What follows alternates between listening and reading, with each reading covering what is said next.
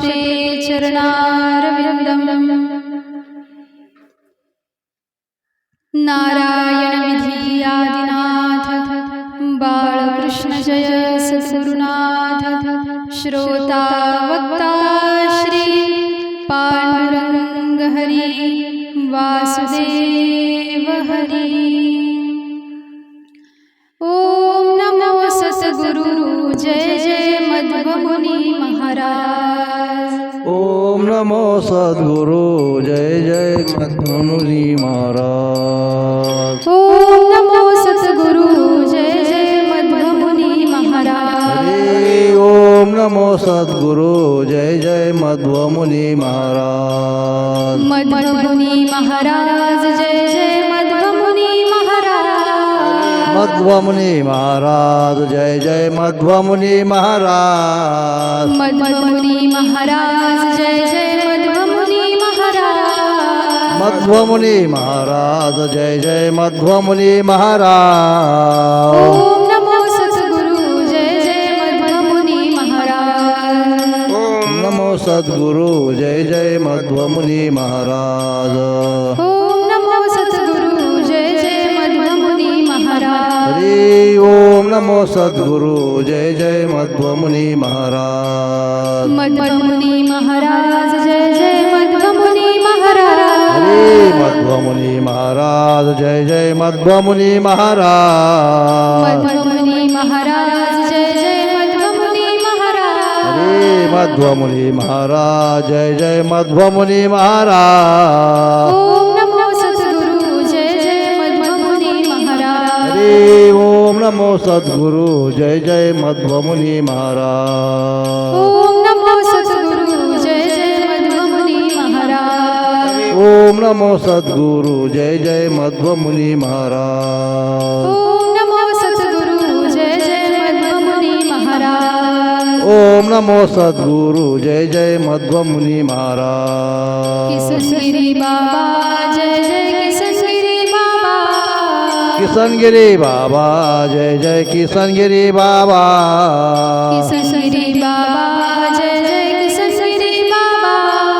किसनगिरी बाबा जय जय किसनगिरी बाबा। ओम नमो सद्गुरु जय जय किसनगिरी बाबा। हरि ओम नमो सद्गुरु जय जय किसनगिरी बाबा। ओम नमो सद्गुरु जय जय किसनगिरी बाबा। हरि ओम नमो सद्गुरु जय जय किसनगिरी बाबा। किसनगिरी बाबा जय जय किसनगिरी बाबा।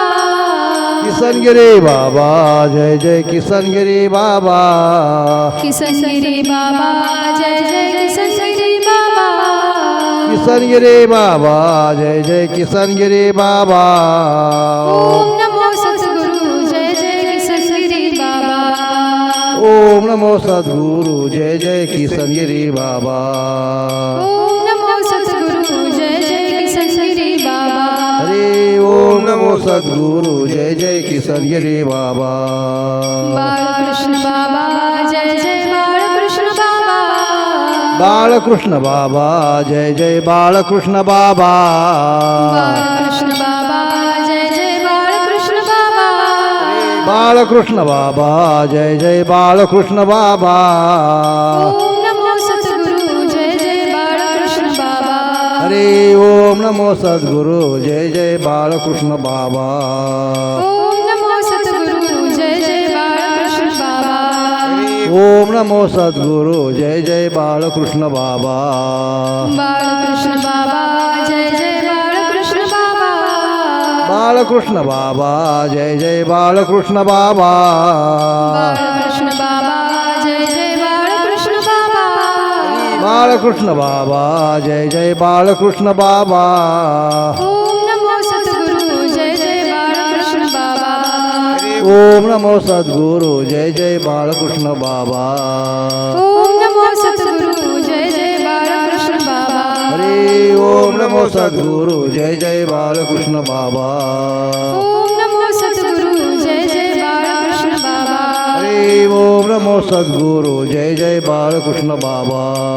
मध्वमुनी महाराज जय जय मध्वमुनी महाराज। मध्वमुनी महाराज स्वामी मध्वमुनी महाराज मध्वमुनी महाराज जय जय मध्वमुनी महाराज मध्वमुनी महाराज जय जय मध्वमुनी महाराज किसनगिरी बाबा जय जय किसनगिरी बाबा किसनगिरी बाबा जय जय किसनगिरी बाबा किसनगिरी बाबा जय जय किसनगिरी बाबा किसनगिरी बाबा जय जय किसनगिरी बाबा बाळकृष्ण बाबा जय जय बाळकृष्ण बाबा बाळकृष्ण बाबा जय जय बाळकृष्ण बाबा बाळकृष्ण बाबा जय जय बाळकृष्ण बाबा बाळकृष्ण बाबा जय जय बाळकृष्ण बाबा ओम नमो सद्गुरु जय जय मध्वमुनी महाराज ओम नमो सद्गुरु जय जय मध्वमुनी महाराज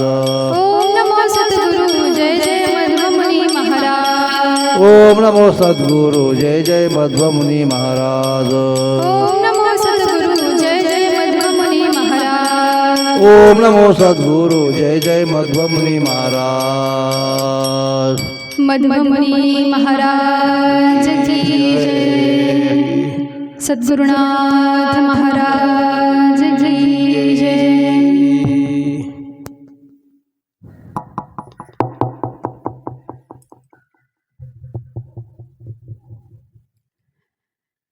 श्री हरी हरी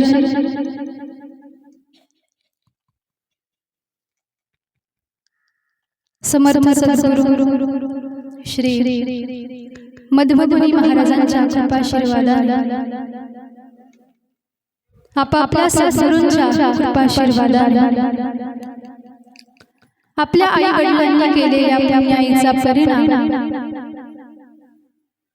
आणि आतापर्यंत तुम्ही मी जे नाम गायन केलेलं आहे त्या नाम गायनाचा परिणाम की गेल्या 3 दिवसांपासून तुम्ही मी सारे भाविक भक्त महाराजांच्या चरणारविंदाजवळ येऊन विराजमान झालेला भगवंतांच्या चरणारविंदाजवळ येऊन विराजमान झालेला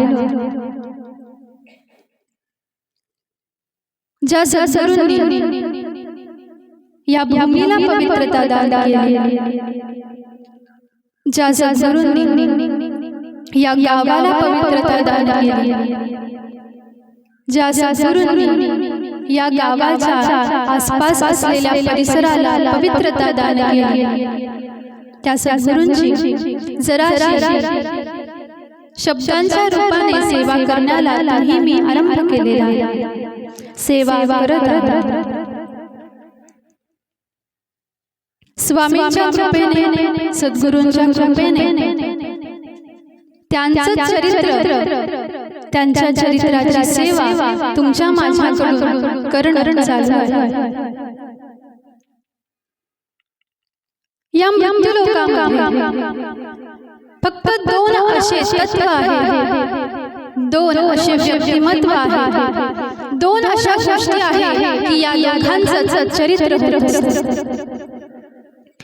त्यापैकी एक म्हणजे भगवंत आणि दुसरं म्हणजे साधू संत सद्गुरू फक्त या दोघांचे चरित्र तयार होत असतात आणि तुमचा माझा जो होतो त्याला चरित्र म्हणत नाही त्याला इतिहास असं म्हणतात साधू जीवन जगले संत जीवन जगले जीवन तुम्ही मी सुद्धा जगत आहोत पण त्यांनी जे जीवन जगलं त्या जीवन जगण्याला चरित्र असं म्हणतात आणि तुम्ही मी जे जीवन जगत आहोत त्या जीवन जगण्याला इतिहास असं म्हणतात एवढं अंतर कसं त्यांच्यामध्ये आणि आपल्यामध्ये निर्माण झालं असेल पाहायला गेलं तर दोनही जीवांच्या कृत्या कार्य कर्म अगदी सारखे मग तरी ते जे जीवन जगले ते जीवन चरित्र रूपाने या मृत्यू लोकांमध्ये सगुण साकार आहे आणि आपण जे जीवन जगत आहोत ते जीवन चरित्र नाही तर इतिहास म्हणून गणल्या जातात हे अंतर कुठं पडतं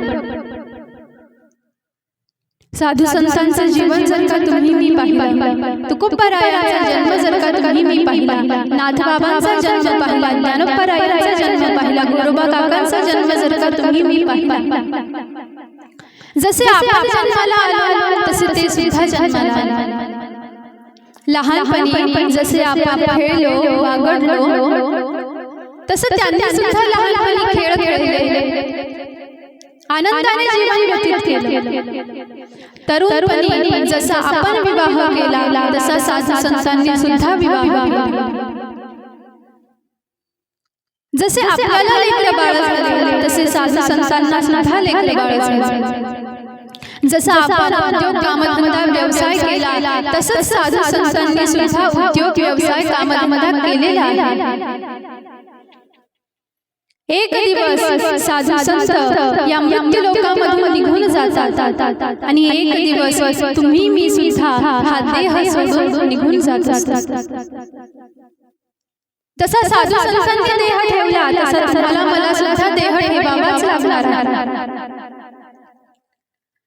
मग तुलना जर का पाहायला गेली तर दोघांमध्येही क्रिया सारख्याच होत आहेत, घटना सारख्याच घडत आहेत, पण तरी सुद्धा त्यांनी जे केलं ते चरित्र झालं आणि तुम्ही मी जे केलं तो इतिहास झाला. फरक पडला. आपण जर का केला, आपला जर का घडला तर आपला इतिहास होतो. त्यांनी जर का जीवन जगलं, त्यांनी जर का कार्य केले, कर्म केले तर ते इतिहास म्हणवले जात नाही, ते चरित्र म्हणवले जातात. मग पहा की एकमेव साधूचं चरित्र काय झालं, एकमेव संतांचं चरित्र काय झालं, एकमेव सद्गुरूंचं चरित्र काय झालं. आपण जसं जीवन जगत आहोत तसं जीवन ते जगले किंवा त्यांनी जसं जीवन जगलं तसं जीवन आपण जगत आहोत. मग तरी सुद्धा आपण आपलं जीवन जे घडवलं त्याला चरित्र म्हणू शकत नाही. मग अंतर कुठं पडलेलं. देहूमध्ये तुकोबारायांनी आपलं संपूर्ण जीवन काल व्यतीत केला. 42 वर्ष तुकोबाराय देहूमध्ये राहिले. मग देहूमध्ये काही अन्य भाविक भक्त नव्हते का? देहूमध्ये तुकोबारायांचे हात होते का? नाही. मग एकट्या तुकोबारायांचं जीवन हे चरित्र का झालं. देहूमध्ये अनेक जण होते, इतरांचं जीवन इतिहास झाला, पण तुकोबारायांचं जीवन चरित्र म्हणून सगुण साकार झालेलं आहे. मग त्यांचं जीवन चरित्र झालं आणि तुमचं माझं जीवन इतिहास झाला, हे कशामुळे झालं. पहा चरित्र कुणाचं घडतं. तुकोबारायांचं चरित्र का घडलं, ज्ञानोबारायांचं चरित्र का घडलं, सावता माळी गुरुबा काका मदासाचं चरित्र का घडलं. आणि चरित्र कुणाचं घडतं. जो आपलं समस्त जीवन देवासाठी, धर्मासाठी, सद्गुरूंसाठी समर्पित करून टाकतो, एकमेव त्याच जीवाचं जीवन हे चरित्र म्हणून प्रगट होतं. हे सूत्र तुकोबारायांनी आपलं समस्त जीवन व्यतीत केलं कुणासाठी, भगवंतासाठी. ज्ञानोबारायांनी आपलं समस्त जीवन व्यतीत केलं कुणासाठी, सद्गुरूंसाठी. नाथबाबांनी आपलं समस्त जीवन व्यतीत केलं कुणासाठी, सद्गुरूंसाठी, भगवंतांसाठी. ते देवासाठी जगले, ते धर्मासाठी जगले, ते सद्गुरूंसाठी जगले, म्हणून त्यांचं जीवन हे चरित्र झालेलं आहे आणि आपलं जीवन इतिहास होतं. मग ज्या वेळेला तुम्हाला आपल्या जीवनाचा इतिहास जर नाही करून घ्यायचं, आपलं जीवन सुद्धा साधू संतांसारखं, सद्गुरूंसारखं, चरित्र रूपाने जर का या जगासमोर उपस्थित करायचं असेल, प्रगट करायचं असेल, तर याच्यासाठी एकमेव गोष्ट पाहिजे, ज्याला म्हणतात समर्पण. मग ते समर्पण देवाच्या नावाच्या प्रती असो, देवाच्या कथेप्रती असो, सद्गुरूंप्रती असो, अथवा भगवंतांप्रती असो. जो देवासाठी जगला, जो धर्मासाठी जगला, जो सद्गुरूंसाठी जगला, एकमेव त्याच जीवाचं जीवन हे चरित्र होत असतं. म्हणून पहा, ज्या वेळेला हे चरित्र तुमचं माझं घडेल ना, त्या वेळेला आपल्या जीवन चरित्रामध्ये एवढं सामर्थ्य प्राप्त होईल की केवळ आपल्या चरित्राचा उच्चार केल्याच्या परिणाम स्वरूपाने जीवाची पाप ताप नष्ट होतात. हे सामर्थ्य आहे चरित्राचं, हे सामर्थ्य आहे सेवेचं, हे सामर्थ्य आहे तपश्चर्येचं, आणि हे सामर्थ्य आहे कृपेचं. म्हणून पहा की इतिहास आणि चरित्र, साधू संतांनी जे केलं ते चरित्र झालं, आणि तुम्ही मी जे केलं ते इतिहास होतो. हे एक अंतर तुम्ही मी पाहिलं महाराज. जो देवासाठी जगत असतो, जो धर्मासाठी जगत असतो, त्याचे जीवन हे चरित्र होत असतं. आणि ज्या वेळेला अशा चरित्राचं गायन, अशा महात्म्यांच्या चरित्राचं वर्णन, स्मरण तुमच्या माझ्याकडून होईल, त्या वेळेला तुमच्या माझ्या जीवनामध्ये जी काही पाप आहेत त्या पापाचा नाश करण्याचं सामर्थ्य त्या चरित्रामध्ये असतं. केवळ चरित्र. पहिल्या दिवशी आपण प्रस्तावनेमध्ये श्रवण केलेलं आहे, ते तीर्थ त्याचे क्षेत्र, जगीतलेचे पवित्र, कोण भक्त कथेचे मैत्र जया. ज्या मनुष्याकडून अखंड महात्म्यांच्या जीवन चरित्राचा आश्रय घडतो आहे, ज्या महात्म्याकडून अखंड चरित्र श्रवण होत आहे, ज्या साधकाकडून अखंड महात्म्यांचं जीवन गायन होत आहे, चरित्र गायन होत आहे, असा व्यक्ती, असा जीव, असा साधक या मृत्यू लोकामध्ये पवित्र वर्णन, तो तीर्थ आहे म्हणतात, तो क्षेत्र आहे. जेवढे पावित्र्यता, जेवढे सामर्थ्य तीर्थांना वर्णन केलेलं आहे, क्षेत्रांमध्ये वर्णन केलेलं आहे, तेवढे सामर्थ्य तुम्हाला मला सुद्धा प्राप्त होत असतं. कधी ज्या वेळेला आपण अशा प्रकारचे चरित्र घडू, किंवा आपण आपल्या कानाने, आपल्या मुखाने अशा महात्म्यांच्या जीवन चरित्राचं वर्णन करू, त्यावेळेला त्यांचा आश्रय घे, त्यांच्या नामाचा आश्रय घे, त्यावेळेला हा परिणाम दिसून येतो. कारण देव आणि संत यांच्यामध्ये भेद नाही, हे चिंतन आपण श्रवण केलेलं आहे. म्हणून साधू गायले की भगवंत आपोआप गायले जातात, आणि भगवंतांना गायला आरंभ केला की साधू सुद्धा आपल्या मुखांमधून आपोआप प्रगट होत असतात. भगवंतांना गायन करण्यासाठी जर का तुम्ही मी बसलेलो आहोत, भगवंतांचं गायन करता करता करता करता अनायासे आपल्या मुखातून साधू सुद्धा प्रगट होत असतात. आणि नाही एक वेळ भगवंतांच्या चरित्राचं गायन करत असताना, नाही एक वेळ आपल्याकडून साधूचं नाम गायन झालं, पण पहा, ज्या वेळेला आपण साधूला गायन करण्यासाठी बसू, ज्या वेळेला आपण साधूचं चरित्र श्रवण करण्यासाठी बसू, त्या वेळेला निश्चितच आपल्या मुखामधून भगवंतांचं नाम गायन होतच असतं. कारण साधू हे असं एक तत्व आहे महाराज, की ते तत्व तुमच्या माझ्या समोर भगवंतांना प्रकट करून देणार आहे. तात्विक दृष्टिकोनातून पाहिलं तर साधू परब्रह्म, जे परब्रह्मतत्व निर्गुण निराकार वर्णन केलेलं आहे तेच तत्व सगुण साकार होतं त्यावेळेला त्याला साधू म्हणतात त्यावेळेला त्याला संत म्हणतात त्यावेळेला त्याला सद्गुरू असं म्हणतात तत्वार्थाने पाहिलं तर तेच परब्रह्मतत्व साधू आहे आणि भाव ठेवला भक्ती ठेवली प्रेम भाव ठेवला तर तेच साधू तुम्हाला मला आपल्याच हृदयामध्ये असलेला राम प्रकट करून टाकतात जे आत्मतत्व त्यांच्या हृदयामध्ये स्थित आहे जे आत्मतत्व तुमच्या हृदयामध्ये स्थित आहे जे आत्मतत्व माझ्या हृदयामध्ये स्थित आहे नव्हे सकल जीवसृष्टीच्या हृदयामध्ये जे आत्मतत्व स्थिर आहे ते एक आहे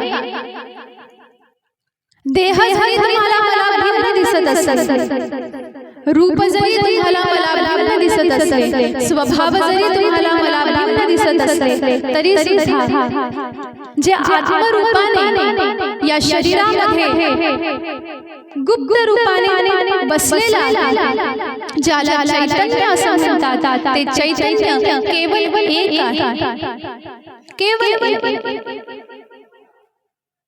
आणि ते एक आहे म्हणूनच ज्ञानोबरायांनी रेड्याच्या मुखामधून वेद बोलावला कशामुळे कारण ज्ञानोबरायांना हे सूत्र माहित होतं नव्हे ज्ञानोबरायांना याची अनुभूती आलेली होती की जो राम माझ्या हृदयामध्ये आहे तोच राम या रेड्याच्या सुद्धा हृदयामध्ये आहे आणि त्याच्या बलावरती त्याच्या सामर्थ्यावरती ज्ञानोबरायांनी पाहता वेदांचं उच्चारण करून घेतलं पहा आपल्याला ज्ञान भरपूर ज्ञान आतापर्यंत आपल्याकडून अनेक प्रकारच्या ग्रंथांची साधना झाली असेल अनायासे किंवा प्रयत्नपूर्वक आपल्या कानांमधून आपण हरिकथा श्रवण केले असते भगवत चरित्र श्रवण केले असते आणि त्याच्या परिणाम स्वरूपाने जे ज्ञान ग्रंथामध्ये आहे ते ज्ञान अल्प का होईना पण तुम्हाला मला प्राप्त झाले किंवा आपण ते ऐकलेलं मग ऐकलेलं जर का आहे तर तरी सुद्धा परिणाम तुमच्या माझ्या समोर दिसून येत नाही याला जे ऐकलेलं आहे ना आपण त्याची अनुभूती अजून आपण प्राप्त करून घेतलेली नाही त्याची अनुभूती तुम्हाला मला झाली नाही म्हणून आपण जसे आहोत आता सुद्धा तसेच गेल्या अनेक जन्मांपासून जशी आपली स्थिती होती जशी आपली परिस्थिती होती आजही तशीच परिस्थिती तुमची माझी आहे मग ही अनुभूती कधी येत असते हा निधिध्यास कधी लागत असतो आणि भगवंत कधी तुमच्या माझ्या समोर प्रकट होत असतात ज्या वेळेला आपण भगवत चरित्र श्रवण केलं ज्या वेळेला आपण भगवंतांची कथा श्रवण केली साधूची कथा श्रवण केली किंवा ग्रंथांमध्ये असलेला तत्वबोध ज्या वेळेला मी श्रवण केला जे आपण श्रवण केलेलं आहे त्याचं मनन तुमच्या माझ्याकडून घडणं अति आवश्यक आहे श्रवण नावाची भक्ती वर्णन केलेली आहे प्रल्हादजी महाराजांनी श्रीमद भागवतामध्ये 9 प्रकारच्या भक्त्या वर्णन करून सांगितल्या ज्यामध्ये प्रथम क्रमांकाची भक्ती आहे श्रवण अर्थात ऐकणे आणि महाराज असं म्हणतात ही जी श्रवण नावाची भक्ती आहे ही अतिशय सोपी आहे केवळ श्रवण केल्याचा परिणाम की आपण आपल्या इच्छित स्थानापर्यंत जाऊन पोहोचतो आणि ज्या वेळेला आपण हे श्रवण करतो त्यावेळेला नुसतंच ऐकायचं नाही तर श्रवण जे केलेलं आहे जे ऐकलेलं आहे त्याचं मनन सुद्धा तुमच्या माझ्याकडे घडलं पाहिजे ज्या वेळेला मनन घडेल मनन अर्थात चिंतन आज आपण हरिकथेमधून नाथ बाबांचा एक प्रसंग ऐकला तो प्रसंग ज्या वेळेला आपण घरी जाऊ त्यावेळेला सतत तोच प्रसंग आठवायचा प्रयत्न करायचा त्या प्रसंगामधून नाथबाबांना तुम्हाला मला काय मोठं दान करायचं आहे याचा विचार सुद्धा अखंड सतत सतत ठेवला पाहिजे, अनुसंधान ठेवले पाहिजे. आणि ज्या वेळेला अशा प्रकारचं मनन, अशा प्रकारचं चिंतन तुमच्या माझ्याकडून घडेल, त्यावेळेला तुम्हाला मला जो लागत असतो त्याला म्हणतात निदिध्यास. निदिध्यास अर्थात ध्यास लागतो. आपण वाट पाहायला लागतो. नाथबाबांसाठी भगवंत सगुण साकार झाले. आपण त्याच प्रसंगाचं चिंतन केलं, मनन केलं आणि एक वेळ अशी येते महाराज की अनायासे आपल्याला सुद्धा असं वाटायला लागलं की माझ्यासाठी सुद्धा भगवंतांनी प्रकट व्हावं. याला म्हणतात निदिध्यास लागला. आणि हे कधी होईल? ज्या वेळेला अखंड मनन घडेल, अखंड चिंतन घडेल, त्यावेळेला हे होत असते. निदिध्यास लागला. कधी भगवंत माझ्या घरी येतील, कधी भगवंत माझ्या समोर सगुण साकार होतील. हा निदिध्यास लागल्याचा परिणाम असा होतो महाराज की एक दिवस आपल्या समोर अचानक आपले भगवंत सगुण साकार होत असतात. हे महात्म्य आहे श्रवणाचं. आणि म्हणूनच श्रवण ही जी भक्ती आहे, या भक्तीला पहिल्या क्रमांकावरती स्थान दिले. केवळ श्रवण करायचं आणि तेही सहज अवस्थेत.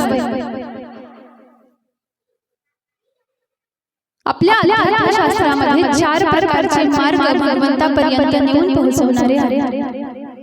एक मार्ग ज्ञान, दुसरा मार्ग कर्म, तिसरा मार्ग अष्टांग आणि चौथा मार्ग भक्ती. ज्ञान मार्गाचा ज्या वेळेला मी विचार करतो महाराज, त्यावेळेला ज्ञान मार्ग म्हणजे काय आहे? एका ठिकाणावर स्वस्थ बसून सार काय आहे, असार काय आहे, सत्य काय आहे, मिथ्या काय आहे याचा न्यायनिवाडा स्वतःच्या बुद्धीच्या बळावरती करून जे असार आहे, जे मिथ्या आहे त्याचा त्याग करणं आणि जे सार आहे, जे सत्य आहे असा एकमेव परब्रह्म असलेला परमात्मा, अखंड त्याचं ध्यान, अखंड त्याचं चिंतन, अखंड त्याच्या स्वरूपाचं ध्यान आणि त्याच्या बलावरती आपण त्या भगवंतापर्यंत जाऊन पोहोचत असतो. ध्यान त्याच्या स्वरूपाचं ज्ञान प्राप्त करून घेणे आणि त्या ज्ञानाच्या बलावरती त्याच्यापर्यंत जाऊन पोहोचणे हा झाला ज्ञान मार्ग. हा जेवढा ऐकायला सोपा आहे महाराज, तेवढाच याचे अवलंबन करणं अतिशय अवघड गोष्ट आहे. दुसरा मार्ग बरोबर केला कर्मयोग, की ज्याचा काल आपण संक्षिप्त चिंतन श्रवण केलेले आहे की कर्मयोग कसा साध्य होतो. केलेलं कर्म हे भगवंतांना समर्पित करणे किंवा मी जे काही करत आहे ते भगवंतांसाठी करत आहे हा भाव हृदयामध्ये ठेवून कर्म करणे हा झाला कर्मयोग. त्यानंतर अष्टांग योग मार्ग असा आहे की ज्याच्यामध्ये आपल्याला अनेक प्रकारचे योग करावे लागतात. पद्मासनामध्ये विराजमान व्हावं लागतं. समाधीपर्यंत टप्प्याटप्प्याने आपल्याला जाऊन पोहोचावं लागतं आणि ज्या वेळेला समाधी प्राप्त होते त्या वेळेला आपल्या समोर भगवंत प्रगट होत असतात. किंवा अष्टांग योगाची चरम सीमा म्हणजे समाधी आहे. आणि केवळ एक क्षणासाठी ती समाधी प्राप्त होण्यासाठी योगी जीवनभर सायास करतात, जीवनभर प्रयत्न करतात, पण तरी सुद्धा ती समाधी प्राप्त होणं सोपी गोष्ट नाही. याच्यासाठी शरीर सौष्ठव असावं लागतं, शरीरामध्ये बल असावं लागतं, एकाग्रता असावी लागते. पण ज्या वेळेला मी भक्ती मार्गाकडे पाहतो त्यावेळेला संत म्हणतात की भक्ती इतकी सुलभ गोष्ट जी भगवंतांना प्राप्त करून देते त्याच्या इतकी सुलभ दुसरा कोणताही मार्ग नाही. एवढी सुलभ वर्णन केलेली आहे. मग या भक्ती मार्गामध्ये 2 गोष्टी मुख्य आहेत, एक नाम आणि एक चरित्र. जीवनभर नामगायन केलं, भगवंत आपला साथ होतो. जीवनभर चरित्राचा आश्रय घेतला, भगवंत सगुण साकार होत असतात. म्हणून चरित्राचा आश्रय आहे, म्हणून साधूची कथा आहे, म्हणून सद्गुरूंची कथा आहे, म्हणून संतांची कथा आहे, आणि म्हणून भगवंतांची सुद्धा कथा. केवळ कथा, केवळ त्यांनी केलेल्या लीला, त्यांच्या जीवनामध्ये काय काय प्रसंग घडले, केवळ ते ऐकलं, त्याचं स्मरण करणं, बस एवढ्या दोन गोष्टी. या दोन गोष्टी तुम्हाला मला मोक्षापर्यंत नेऊन पोहोचवणाऱ्या आहेत, स्वतःचा उद्धार करवून देणाऱ्या आहेत.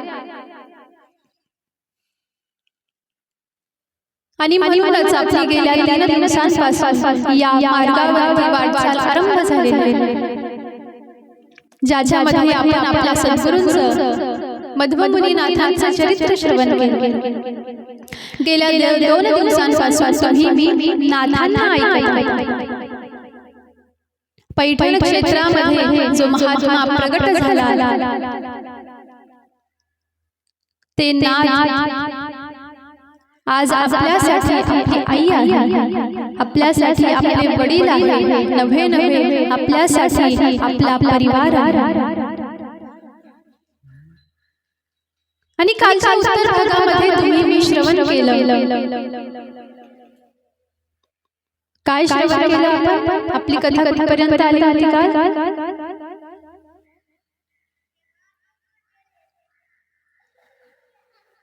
नाथांचा गृहस्थाश्रम. नाथांचा विवाह संपन्न झाला. त्रिविक्रम शास्त्री नावाचे जे गृहस्थ होते, त्यांची कन्या गिरजा, हिच्यासोबत नाथांचा विवाह संपन्न झालेला आहे. आणि गिरजा आई साहेबांसोबत, गिरजा आई साहेबांचा जो दूरचा नातलग होता, ज्याचं नाव उद्धव होतं, तो सुद्धा गिरजा मातेसोबत जीवनभर नाथांसोबत त्यांच्या घरी राहिला. जीवनभर उद्धवाने सेवा केली आहे. भगवंतांच्या कृपेने नाथांना 3 अपत्य झाले. प्रथम कन्या जिचं नाव गोदा असं होतं, द्वितीय पुत्र ज्याचं नाव हरिपंडित असं होतं, आणि तिसरी धाकटी कन्या जिचं नाव गंगा असं होतं. गोदेपासून जो पुत्र झाला तो मुक्तेश्वर नावाने जगत विख्यात आहे. कवीश्वर ज्याला म्हणतात. त्यानंतर जो पुत्र होता ज्याचं नाव हरी होतं, त्याने शास्त्रांचं अध्ययन केलं आणि पांडित्य मिळवलं. पण पहा, असं झालं की नाथांचा स्वभाव जर का तुम्ही पाहिला तर नाथ हे कुणामध्येही भेदभाव करणारे नाही. त्यांच्यासाठी जेवढा ब्राह्मण श्रेष्ठ आहे तेवढाच अंत्यज सुद्धा श्रेष्ठ आहे. नाथांच्या हरिकीर्तनासाठी जसे ब्राह्मण ऐकायला यायचे, तसंच नाथांच्या वाड्यामध्ये अंत्यज सुद्धा ऐकायला यायचे. कोणत्याही प्रकारचा वर्णाश्रम भेद पाळला नाही, जाती भेद नाथांनी पाळला नाही. आणि हीच गोष्ट हरिपंडिताला आवडत नसायची. कारण लहानपणापासून शास्त्रांचं अध्ययन केलेलं आहे, लहानपणापासून कर्मठ ब्राह्मणांमध्ये त्याचा बसव झालेला आहे. साध्या भाषेत म्हणायचं तर पूर्णपणे कर्मकांडी असा हरी ज्याच्यासाठी कर्मकांड ही अतिशय महत्त्वाची गोष्ट त्याला बुद्धीला पटत होती. पण नाथांकडे पाहावं तर नाथ कर्मकांड न पाहता भावभक्ती पाहणारे. आणि म्हणून जरासा नाथांमध्ये आणि त्यांच्या पुत्रामध्ये सतत कोणत्याही कारणावरून वितुष्ट निर्माण व्हायचे, अर्थात वाद निर्माण व्हायचे. पण शांती ब्रह्म आहे, ते ब्रह्म शांती म्हणून या लोकांमध्ये अवताराला आलं आणि त्याला कधीच क्रोध आला नाही असे नाथ वागले. आणि या नाथांची तिसरी कन्या जिचं नाव गंगा असं आहे, सुलक्षणी कन्या, नाथांची अतिशय लाडकी कन्या. या हरिपंडिताचा विवाह सत्यभामेसोबत झाला आणि सत्यभामेपासून हरिपंडिताला राघव आदी तीन पुत्र प्राप्त झाले की त्यापैकी जो अतिशय लहान होता महाराज, ज्याचं नाव राघव असं, ज्येष्ठ पुत्र प्रल्हाद, द्वितीय पुत्र मेघश्याम आणि तिसरा पुत्र ज्याचं नाव राघव असं. ज्यावेळेला हरिपंडितांनी सत्यभामा नाथांना सोडून काशीमध्ये निघून गेले, त्यावेळेला हरिपंडितासोबत त्याचे दोनही पुत्र निघून गेले, पण राघव असा एकमेव होता की जो महाराजांच्या अंतसमयापर्यंत महाराजांसोबतच होता. अतिशय लाडका आणि नाथांची सतत दृष्टी त्याच्यावर असायची. असा हा राघव, असा सुंदर अशा प्रकारचा नाथांचा गृहस्थाश्रम आहे महाराज. काल आपण दिनक्रम श्रवण केला की नाथ कशा प्रकारे आपल्या जीवनाचा काल व्यतीत करत. ब्रह्ममुहूर्तावरती उठून स्नानासाठी नाथ जायचे आणि एक दिवस असंच झालं. गोदावरीच्या काठावरती नाथ येऊन पोहोचलेले आहेत. स्नान संपन्न झालेलं आहे आणि आता पुन्हा आपल्या घराकडे नाथांची पावलं पडायला लागली.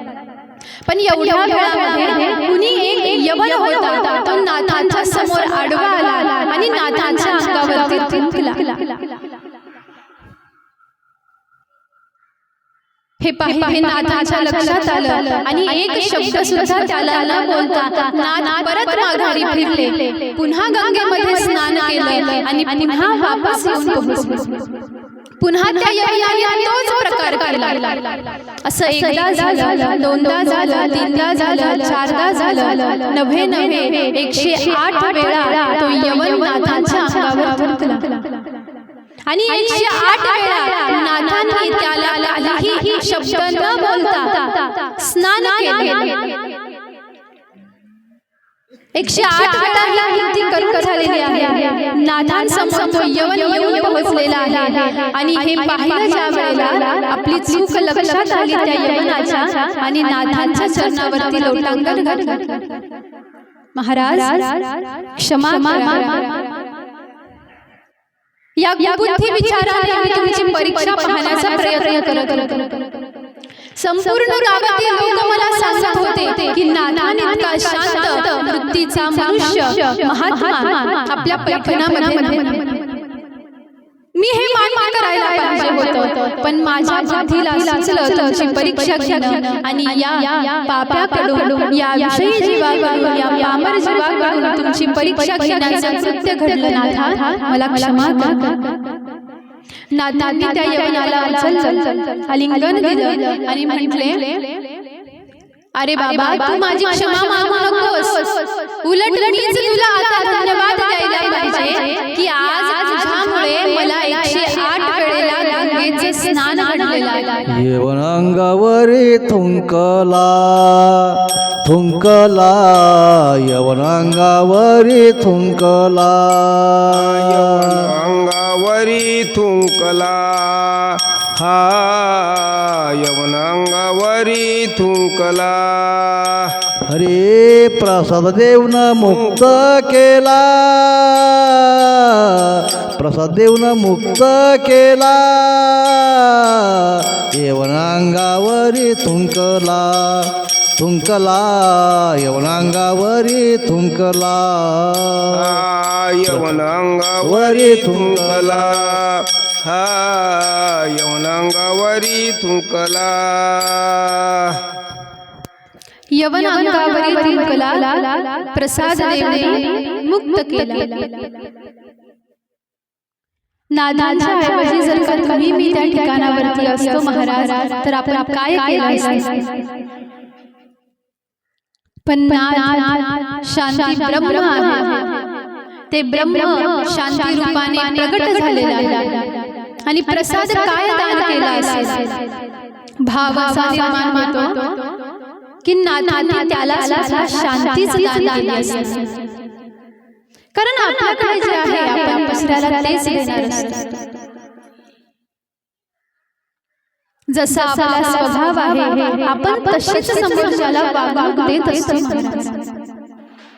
नाथांकडे काय आहे? नाथांकडे शांती आहे, नाथांकडे संयम आहे.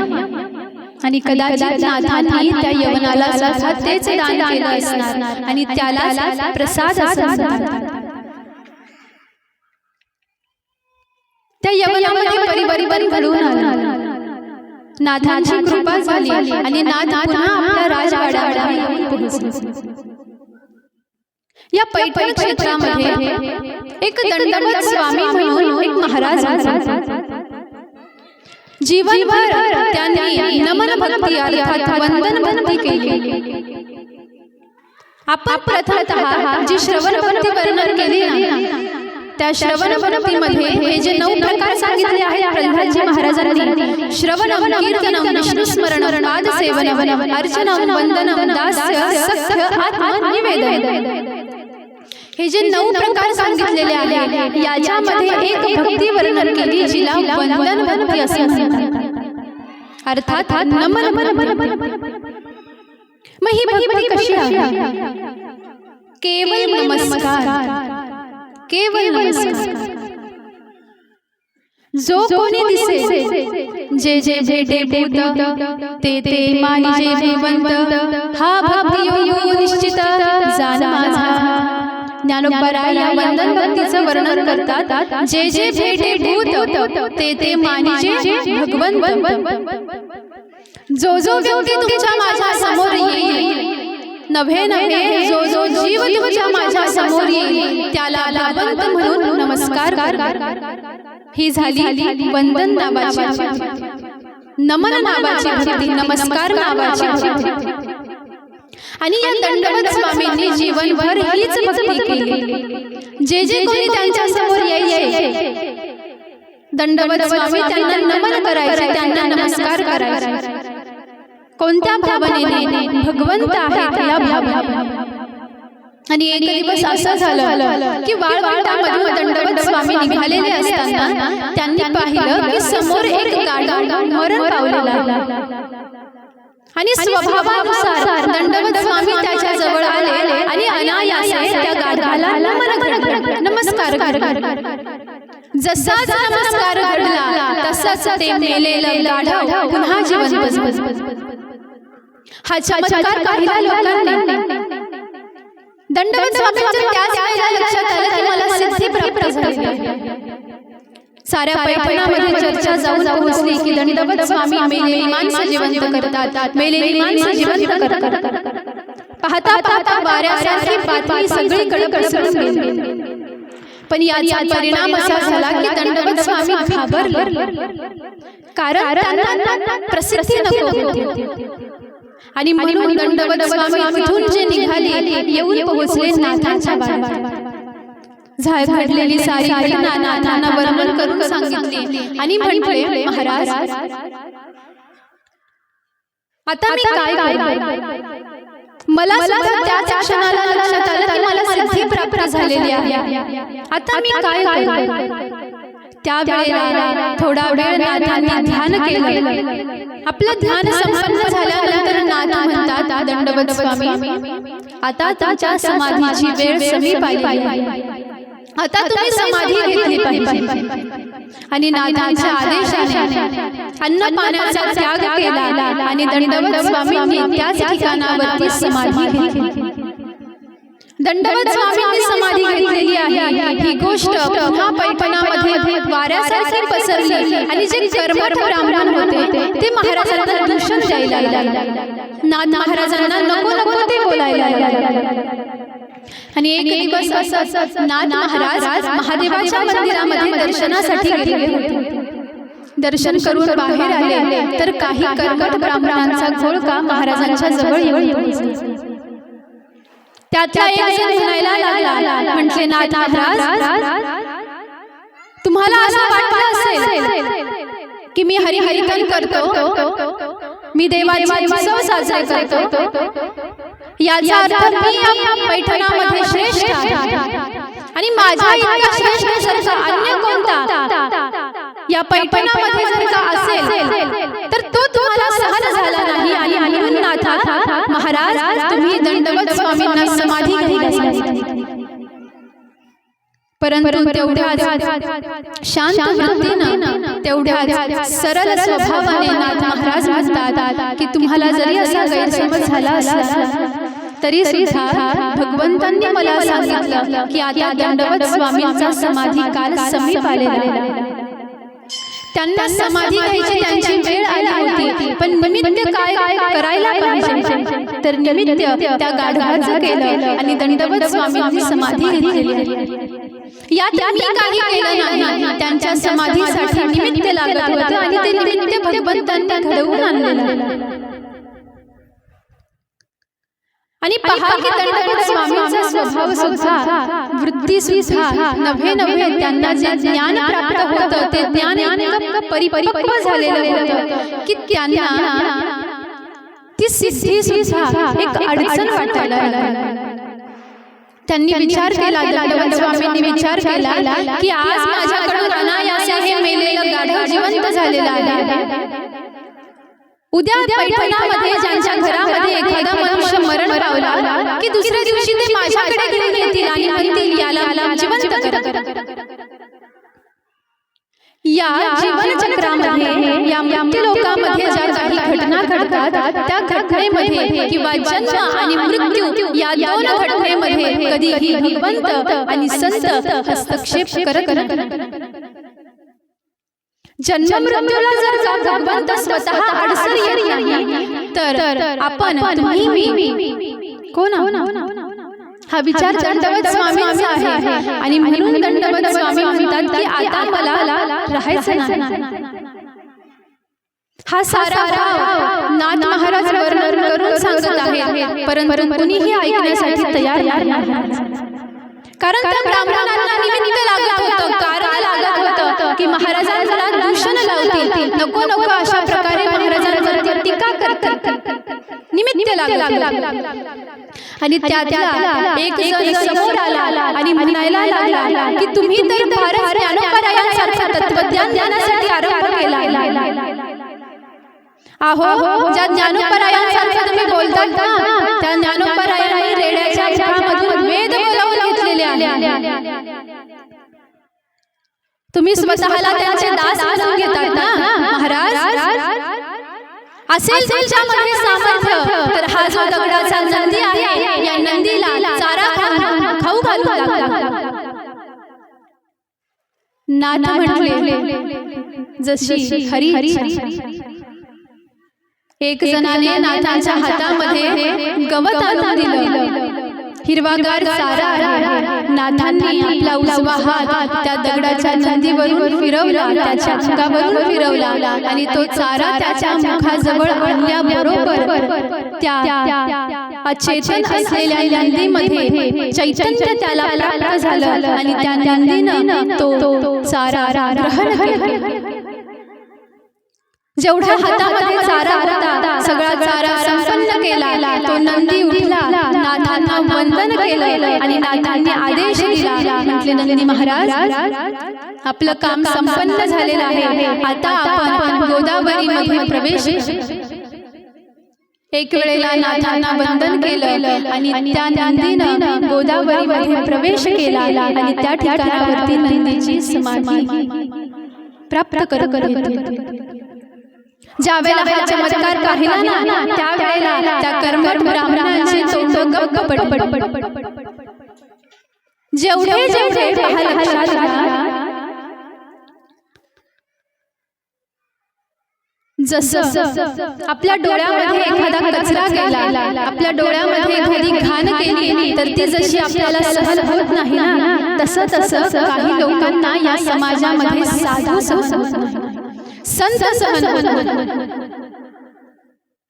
ज्ञानोबरायांसारखा विलक्षण अवतार या लोकांमध्ये जन्माला आला. कसे जीवन जगले ज्ञानोबराय? आळंदीकरांनी कशी वागणूक दिली ज्ञानोबरायांना? संन्याशाची पोरं म्हणून वाळीत टाकलेला आहे. आळंदी गावामध्ये प्रवेश नाही, कुणाला स्पर्श करण्याची परवानगी सुद्धा नाही. नवे ज्ञानोबरायांची किंवा चार लेकरांची जर का सावली जरी अंगावरती पडली महाराज तरी सुद्धा आळंदी मधल्या ब्राह्मणांनी स्नान करावं. एवढी अपवित्रता? अहो जे तत्व तुम्हाला मला नवे नवे समस्त ब्रह्मांडाला पावित्र्यता दान करतं, तेच तत्व तुम्ही अपवित्र कसं ठरवू शकता?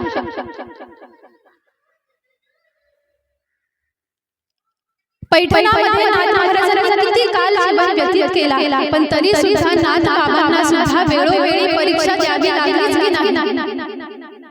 यमन अंगावर येऊन तुमतो आहे, कर्म ब्राह्मण नको नको ते दोष देत आहे. पुढे चालून ज्या वेळेला नाथ भागवत लिहितील, एकनाथी भागवत लिहितील, त्या वेळेला त्या एकनाथी भागवतावरती सुद्धा आक्षेप घेतलेला आहे.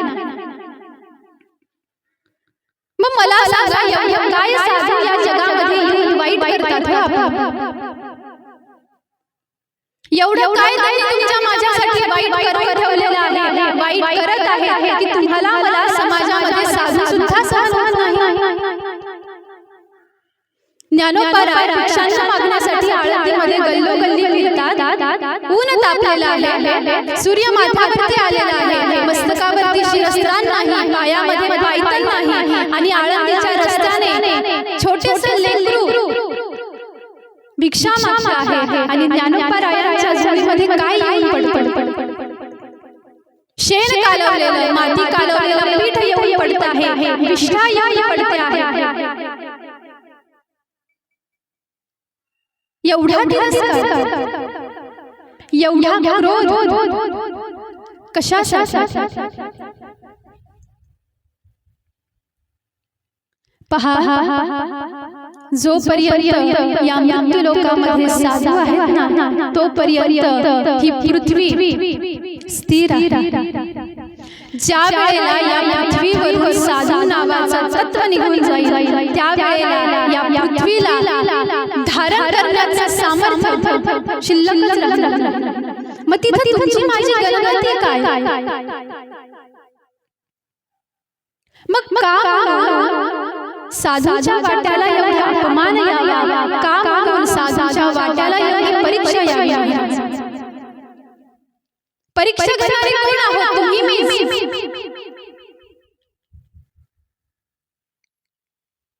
समस्त आळंदीकरांना माहित होतं की या चार लेकरांजवळ आई नाही, वडील नाही, स्वतःचा घर नाही, स्वतःचा परिवार नाही. मग एवढं तत्वज्ञान वर्णन करून सांगणारे, एवढे ग्रंथ ज्यांनी मिळून घेतलेले आहेत, शास्त्र ज्यांनी आपल्या पुस्तकामध्ये धारण करून ठेवलेले आहेत, त्या शास्त्रांमध्ये, त्या धर्मामध्ये एवढी सुद्धा मानवता नाही का महाराज, की आपल्या दारावरती आलेल्या अतिथीला, नवे नवे भिक्षुकाला आपण संतुष्ट करून परत पाठवावं? मग जर मानवताच ग्रहण केलेली नाही, तर कशाचे तुम्ही विद्वान आणि कशाचे तुम्ही ज्ञानी मिरवता? जो धर्म ज्याचा भाव केला जातो ना, तो धर्म शेवटी काय आहे? धारयति धर्म, अर्थात जे धारण करण्यासारखं आहे त्याला धर्म म्हणतात. आणि या धर्माचा मूल गाभा काय आहे? मानवता. एकमेकांवरती प्रेम करणे, एकमेकांवरती सौख्य करणे, एकमेकांना मदत करणे आणि एकमेकांच्या सोबत राहणे, हा धर्माचा गाभा. पहा, जातीयवादाकडे हा विचार नेऊ नका. धर्म हा शब्द हा व्यापक आहे, हा सनातन आहे आणि हा वैदिक आहे.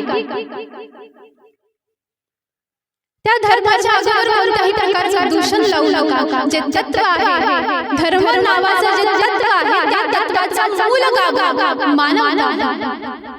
मग या मृत्यू लोकांमध्ये जेवढे जेवढे स्वतःला धार्मिक म्हणून घेत असतील, त्यांनी एक गोष्ट लक्षात घेतली पाहिजे की मी जर का स्वतःला धार्मिक म्हणून घेतो आहे ना, तर मला या गोष्टीचं ज्ञान असलं पाहिजे की धार्मिक अर्थात ज्याच्या हृदयामध्ये सकल जीवांच्या प्रति दया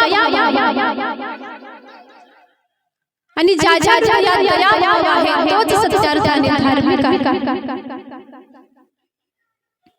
अधिक विस्तार आपण श्रवण करत आहोत की नाथांनी नंदीला समाधी घ्यायला सांगितली, नंदीवरती कृपा केली आणि या ठिकाणावरती नाथांचं सामर्थ्य पैठणकरांच्या लक्षामध्ये आलं महाराज की ज्ञानोपरायांनी तरी जो जीव सजीव होता त्याला बोलायला लागला, पण नाथांनी जो अचेतन आहे, ज्याच्यामध्ये चैतन्य नाही, त्याला चैतन्यता दान केली आणि त्याच्याकडून कार्य करून घेतलं. असा अलौकिक प्रकारचा चमत्कार आज नाथांनी केलेला आहे. पण नाथांकडे पाहावं महाराज तर इदं मी काहीच केलं नाही आणि माझं काहीच नाही, हा भाव नाथांच्या चेहऱ्यावरती. आणि नाथ महाराज पुन्हा आपल्या साधनेला, पुन्हा आपल्या लिखाण कामाला नाथांनी आरंभ करून दिलेला. दिवसापाठीमागून दिवस निघून गेलेले आहे. नाथांची भक्ती साधना अतिशय जोराने, सेवा भावना, नाम भावना, ध्यान, पूजा अर्चा, हरि कीर्तन आरंभ झालेला आहे, चालू आहे. एवढं प्रेम नाथांनी देवावरती केलं महाराज, एवढं प्रेम नाथांनी सद्गुरूंवरती केलं की आज भगवंतांना नाथांनी जे प्रेम केलेलं आहे ना, त्या प्रेमाच्या बळावरती भगवंत सुद्धा नाथांचे ऋणी झालेले आहेत. आणि ज्या वेळेला ऋणी झाले त्यावेळेला भगवंतांनी विचार केला की आतापर्यंत नाथाने माझी पुष्कळ सेवा केली, माझ्या भक्ताने माझी पुष्कळ सेवा केली आणि अजूनही करत आहे, पण ऋणी झाल्याचा परिणाम की आज भगवंतांना असं वाटायला लागलं की आता मला माझ्या भक्ताची सेवा करायची, सगुण रूपाने स्वतः कार्यरत होऊन सेवा करायची इच्छा. आणि एक दिवस असंच झालं, नाथ आपल्या वाड्यामध्ये विराजमान झालेले होते आणि अचानक नाथांच्या कानावरती आवाज आला, ओ भवती भिक्षां देहि. नाथ वाड्याच्या बाहेर येऊन पोहोचले. एक 14-15 वर्षाचा बालक त्या ठिकाणावरती उभा होता आणि नाथांसमोर असे हात पसरवलेले होते. नाथ महाराज म्हणतात, बाळा आतमध्ये ये, प्रसाद सेवन कर आणि निघून जा. त्यावेळेला तो बालक म्हणायला लागला, मी असं फुकटचं कुणाच्या घरचं खात नाही म्हटले नाथ महाराज. तुम्हाला जर का खाऊ घालायचं असेल तर आधी मला काम द्या, आधी मी तुमची नोकरी करेल, चाकरी करेल आणि नंतर मी तुमच्या घरातला प्रसाद सेवन करेल. म्हटलं आता सध्या माझ्याकडे काही काम नाही, आमच्या घरामध्ये सेवकही भरपूर आहे, तुला आम्ही काय सेवा, तू काही सेवा करू नको, तू आमचा आतिथ्य स्वीकार, तू प्रसाद सेवन कर आणि संतुष्ट हो. पण तरी सुद्धा तो बालक काही ऐकायला तयार नाही. नाना युक्तीनं प्रयुक्तीनं नाथ महाराजांना त्या बालकाने तयार केलं आणि नाथ महाराज म्हणतात, ठीक आहे, तुझी इच्छा आहे माझ्या घरामध्ये नोकरी करण्याची, चाकरी करण्याची, काही हरकत नाही, मी आजपासून तुला कामाला ठेवतो. आणि तो बालक घरामध्ये येऊन पोहोचला, वाड्यामध्ये येऊन पोहोचला. नाथांनी विचारलं, तुझं नाव काय आहे? त्यावेळेला तो म्हणायला लागला, माझे हजारो नाव आहे, तुम्हाला कोणत्याही नावाने तुम्ही मला हाक मारू शकता, तुम्ही मला दगड म्हणा, तुम्ही मला दोंड्या म्हणा, तुम्ही मला काहीही म्हणा, मी तुम्हाला ओढ देईन. नाथ बाबांना हसू आलं. नाथ बाबांनी पुढचा प्रश्न विचारला, तुझ्या आई वडील? म्हटले मला आई वडील. म्हटले असं तू कोणत्या गावामध्ये राहतोस? म्हटले हे सकल विश्व माझं घरच आहे, माझं गावच आहे. नाथ बाबांच्या लक्षात आलं हा जरा चतुर आहे. मग नाथ बाबा विचारतात, बरं ते जाऊ, मला सांग तुला कोणत्या नावाने हाक मारू? त्यावेळेला तो म्हणायला लागला, अहो नाथ महाराज, तुम्हाला ज्या नावाने हाक मारायचे असेल त्या नावाने हाक मारा, माझं काहीही म्हणू नका. पण नाथांनी सुद्धा युक्ती केली. नाथ म्हणतात, तुला खायला काय आवडतं? म्हटले मला मला श्रीखंड आवडतं, मला पुरणपोळी आवडते, मला भात आवडतो, मला सारं काही आवडतं. मग नाथ म्हणतात ठीक आहे, आजपासून तुझं नाव श्रीखंड आहे. तुला श्रीखंड आवडतं ना, आजपासून तू माझा श्रीखंड झालास. म्हटले काही हरकत नाही. श्रीखंड प्रसन्न झाला, नाथ महाराजही प्रसन्न झाले आणि आरंभ झाली भगवंतांची भक्ताच्या घरची सेवा. द्वारकेची मूर्ती एकनाथा घरी, पाणी वाहे हरी कावडी. कसं काय आले भगवंत नाथ महाराजांच्या, कसं काय आले? भगवंतांना येण्यासाठी भाग पाडलं नाथांच्या प्रेमाने, भगवंतांना येण्यासाठी भाग पाडलं नाथांच्या सेवेने. तो गोडे पाहे जोडी भावाची, पाहे जोडी भावाचे, पाहे जोडी भावाची. अंतरीची घेतो गोडी पाहे जोडी भावाची, पाहे जोडी भावाची, पाहे जोडी भावाची. देव सोयरा सोयरा, सोयरा सोयरा, देव सोयरा सोयरा, देव सोयरा सोयरा, देव सोयरा सोयरा, देव सोयरा दीनाचा, देव सोयरा दीनांचा, देव सोयरा दीनांचा. देव सोयरा सोयरा, देव सोयरा दीनांचा, देव सोयरा दीनाचा, देव सोयरा दीनांचा. मध्वनाथ महाराज. ते ऋणभयपण देवनियांगी, मी आपल्याची उत्तीर्ण कृपालागी, भक्ताची त्यागी परिचर्या.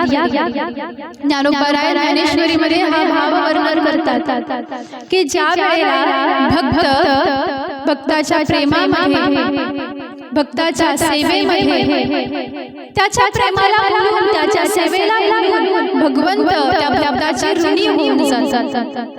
मग तो भक्त जसं म्हणेल तसं भगवंत करायला लागतात आणि याच्यामध्ये भगवंतांना आनंद सुद्धा वाटतो. भगवंतांचं रूप जर का पाहिलं, नमः पंकजनाभाय, नमः पंकजमालिने, नमः पंकजनेत्राय, नमस्ते पंकजानने. म्हणजे जसं वर्णन करतात की जसं कमळाची एक पाकळी असते ना, ती कमळाची पाकळी एवढी मृदू आहे, एवढी मऊ आहे की ती कमळाची पाकळी सुद्धा भगवंतांच्या शरीराला टोचते. महाराज एवढे कोमल आपले भगवंत, एवढे कोमल आणि एवढे कोमल असणारे भगवंत, एवढे नाजूक असणारे भगवंत आज नाथाच्या घरी कावडीने पाणी वाहतात. कशामुळे? प्रेमामुळे, सेवेमुळे. आणि श्रीखंड येऊन पोहोचलेला आहे. दुसऱ्या दिवशीपासून सारी सेवा आरंभ झाली. नाथ बाबा उठले की नाथ बाबांच्या आधी उठायचे, नाथ बाबांची शय्या व्यवस्थित करायची, नाथ बाबांच्या पूजेची सारी तयारी श्रीखंड स्वतः करतो. आणि नाथ बाबा पूजेला बसले ना की नाथ बाबांच्या जरासा अंतरावरती श्रीखंड बसायचा आणि श्रीखंड नाथांना देवाला लावण्यासाठी चंदन उगाळून देत. उगळ नकारी वस्त्र गंगा तीरी दूत असे, वस्त्र गंगा तीरी दूत असे. खंड चंदन उगळ नकारी वस्त्र गंगा तीरी दूत असे, वस्त्र गंगा तीरी दूत असे. श्रीखंड चंदन उगाळून दे. कोण कोणासाठी चंदन देत? ज्याची पूजा करण्यासाठी नाथ बसले होते तो स्वतःच्याच पूजेसाठी नाथांना चंदन देत. पहा प्रेम. आपल्या जीवनामध्ये जरासा दुःख आलं महाराज, जराशी विपदा आली, यातना आपल्याला झाल्या किंवा एखादी गोष्ट आपल्या मनासारखी जर का घडली नाही महाराज, तर अनायासे आपल्या मुखामधून वाक्य निघून जातात की देव माझ्यासाठी काहीच करत निघतं की नाही. देव खरंच आपल्यासाठी काहीच करत नाही का?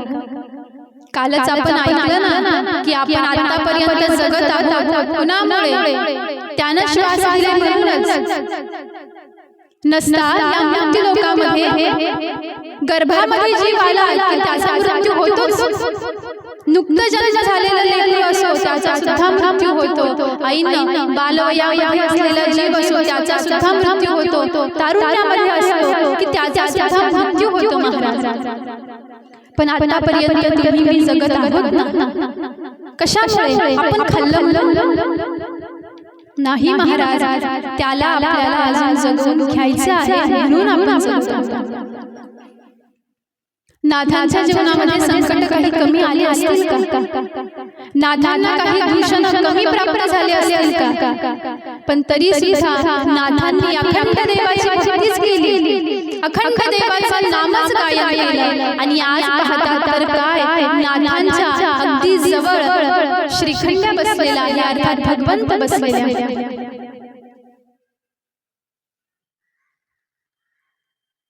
सुंदर अशा प्रकारची सेवा श्रीखंडाची आरंभ झालेली आहे. मस्तपैकी रोज चंदन गळून देतात. स्वतःच्या पूजेसाठी नाथांना फुलं आणून देतात. स्वतःच्या पूजेसाठी नाथांना धूप दीप नैवेद्य आणून देतात.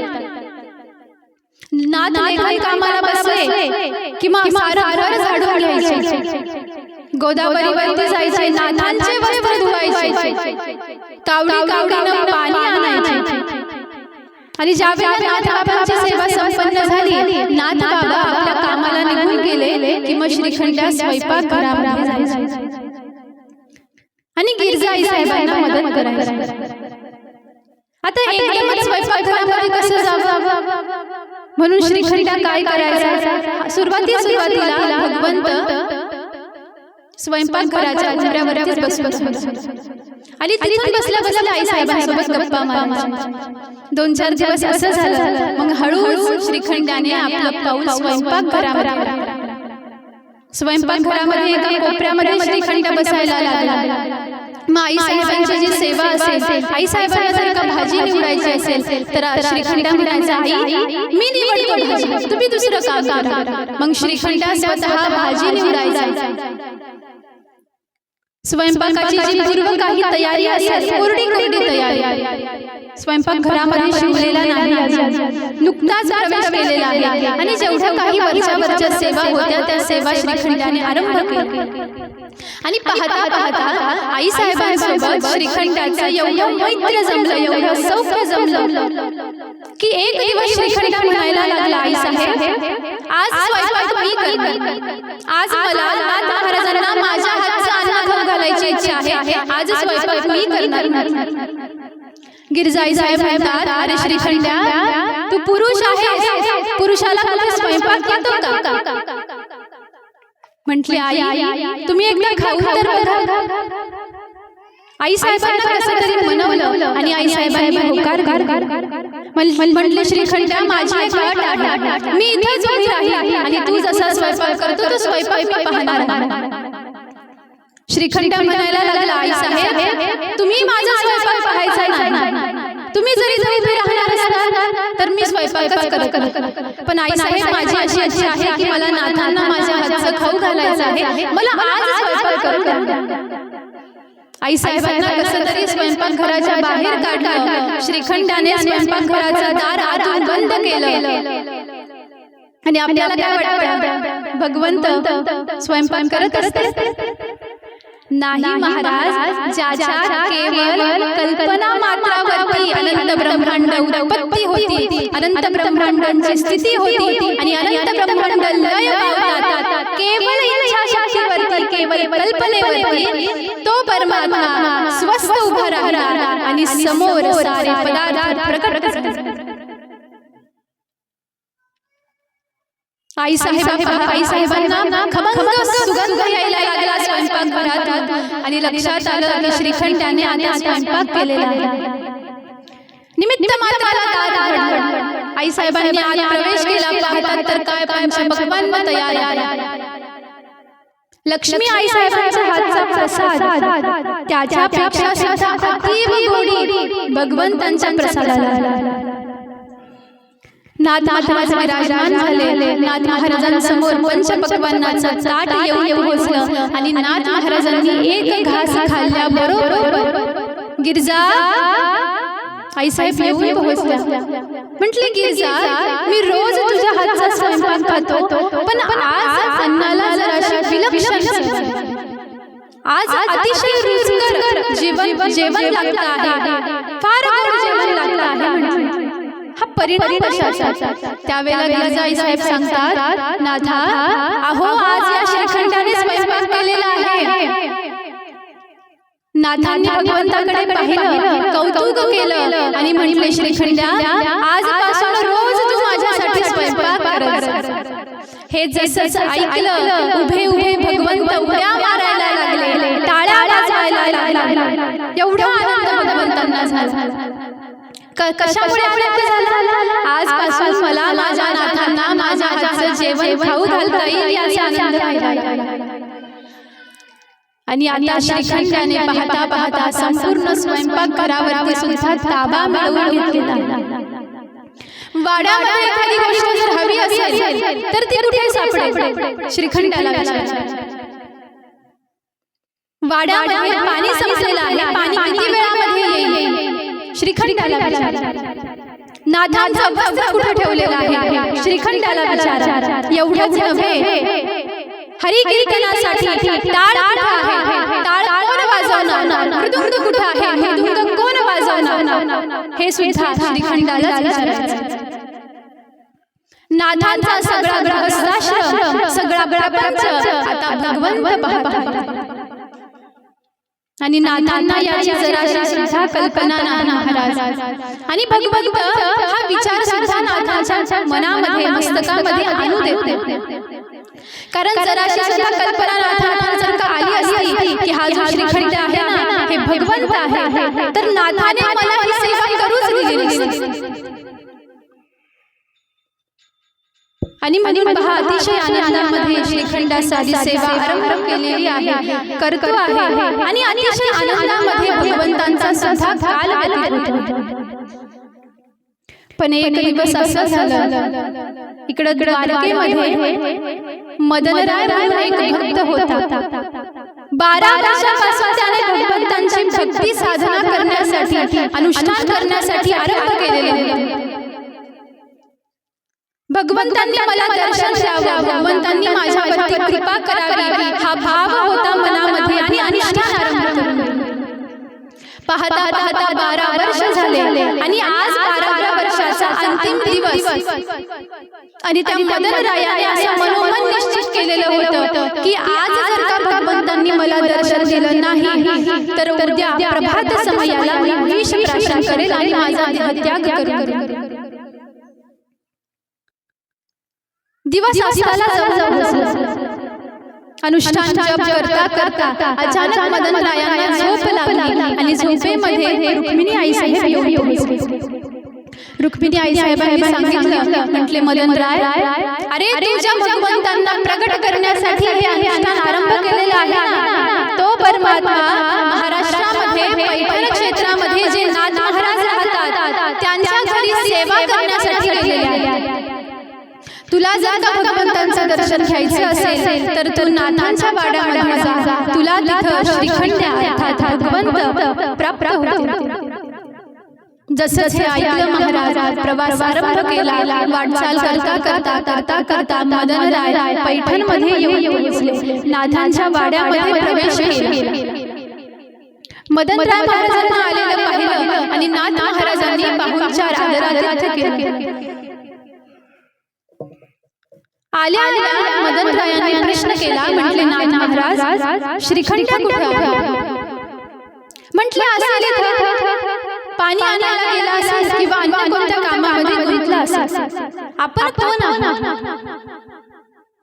ते काही मदनरायांनी सांगितलं नाही. म्हटले याचे उत्तर ते देऊ शकत नाही, पण मला श्रीखंडाला पाहायची इच्छा आहे. तुम्ही आत्ताच्या आत्ता श्रीखंडाला माझ्या समोर उपस्थित करा. शोधाशोध सुरू झाली. संपूर्ण राजवाड्यामध्ये पाहिलं, नाथांच्या वाड्यामध्ये पाहिलं तर श्रीखंड कुठेच नाही. मग विचार असा केला की गोदेच्या काठावरती गेला असेल पाणी आणायला. तिथे जाऊन पाहता तिथं सुद्धा श्रीखंड. ज्या ठिकाणावरती लाकडा फोडायचा त्या ठिकाणावरती जाऊन पाहिलं तर तिथं सुद्धा श्रीखंड. स्वयंपाकघरात पाहिलं श्रीखंड नाही. सगळीकडे शोधून पाहिलं महाराज, श्रीखंड कुठंच सापडला नाही. शोधाशोध करता करता करता करता अस्तमानाचा समय झाला आणि आता मात्र नाथांना सुद्धा चिंता लागली की एवढा 12-13 वर्षाचा मुलगा श्रीखंड्या असा एकाएकी अचानक कुठं निघून गेला. चिंता लागली, शोध घेतला पण सापडलेच नाही. आता मात्र मदनरायांजवळ पुन्हा जाऊन पोहोचले आणि म्हटले, खरं सांगा श्रीखंडाला तुम्ही का शोधता? अहो, हा श्रीखंड्या गेल्या अनेक वर्षांपासून आमच्या घरी होता. मला म्हणे, नाथ महाराज मला तुमच्या घरची सेवा करायची आहे, तुम्ही मला सेवा करू द्या. छोटंसं लेकरू आहे, आई नाही, वडील नाही, परिवार नाही, गाव माहित नाही, काहीच नाही आणि मी त्याला घरी ठेवून घेतले. खूप गोड मुलगा आहे, अगदी मनोभावनेने सारी सेवा करतो.